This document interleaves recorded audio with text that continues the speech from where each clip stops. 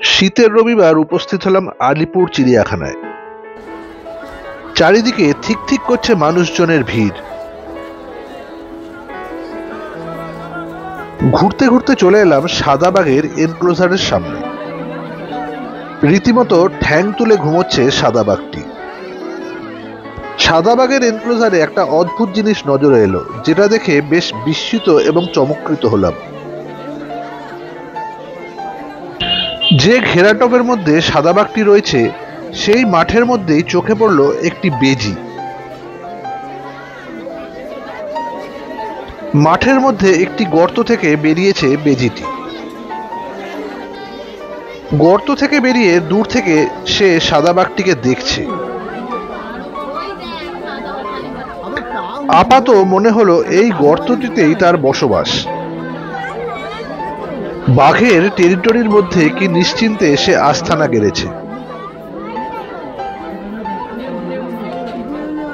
গর্তের বাইরে বেরিয়ে সে কিন্তু ক্রমাগত বাঘের দিকে নজর রেখে চলেছে। মনে হচ্ছে একটু শীতের রোদ গায়ে মাখবার জন্য এই ঝুঁকি নেওয়া। দৃষ্টি কিন্তু তার সজাগ।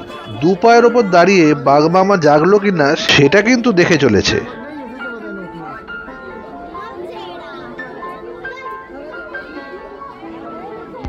দু পায়ের ওপর দাঁড়িয়ে শরীরটাকে লম্বা আকৃতি করে যতদূর দেখা সম্ভব সে কিন্তু দেখছে।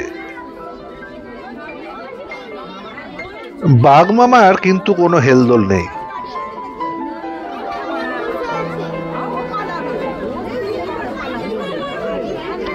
মাঝে মধ্যে আবার সাদা বাঘকে একটু নড়াচড়া করতে দেখলে ঢুকে পড়ছে গর্তের মধ্যে।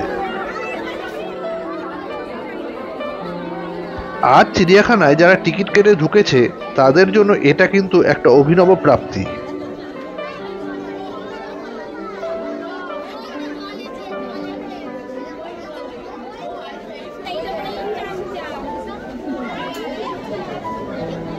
বেজিটা অনেকটা সময় বাইরে কাটিয়ে আবার ঢুকে পড়ল সুড়ঙ্গের ভিতর।